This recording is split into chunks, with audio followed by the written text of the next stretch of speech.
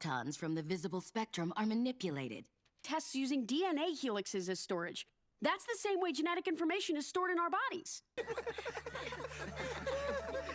I hate it when you call me that. Sorry, Katie.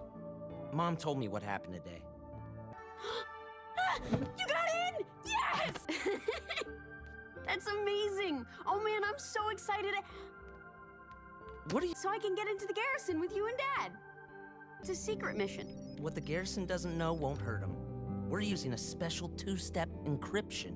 They still don't know what we're saying. Seems a little low-tech.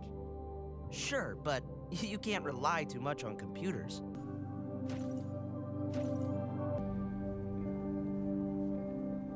All right, Katie. No, call me Pidge. I'm gonna miss that. And you. I know, but I can't believe I have to go through middle school without you. Hey, check this out.